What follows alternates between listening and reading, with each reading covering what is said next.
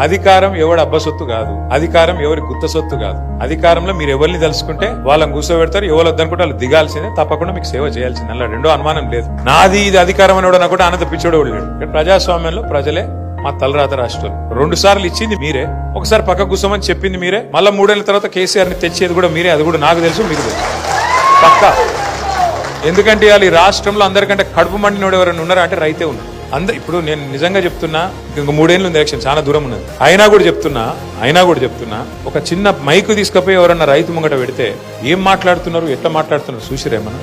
అసలు చరిత్రలో నాకు తెలిసి ఏ ముఖ్యమంత్రి కూడా గిన్ని తిట్లు తిన్నోడైతే లేడు. నాకు తెలుగులో ఇన్ని తిట్లుంటాయని కూడా అమ్మతోడు తెలియదు నాకు. అవ్వ ఏం తిట్లు అవి, ఎన్ని తిట్లు, భయం అనేది లేదు. ముఖ్యమంత్రి లేదు, మంత్రి లేదు, ఏపో వాడు ఎవడైతే వాడోళ్ళు కూడా వాగుతలేరు. ఎందుకు ఇంత కోపం వచ్చింది అనేది మేము కూడా ఆలోచన చేసినాం. ఇంత జల్దీ రావద్దు కదా కోపం వస్తే కూడా, ఆఖరి సంవత్సరం వస్తుంది, 2 ఏళ్ల ముంగట వస్తుంది. ఇంత జల్దీ అధికారంలోకి ఎక్కగానే ఇట్లా కనబడేది అనేది మనకు కనబడుతుందా? మనకు పదవి అయిపోయిన బాధ ఎక్కడ ఉందా, లేకపోతే నిజంగానే జనంలో బాధ ఉందా అని చెప్పి మేము కూడా కొన్ని సర్వేలు అవి చేయించినాం. అందులో వచ్చింది ఒకటే ఒక్క మాట మెయిన్. ఎందుకంటే మనిషికి ఆశ పెట్టద్దు.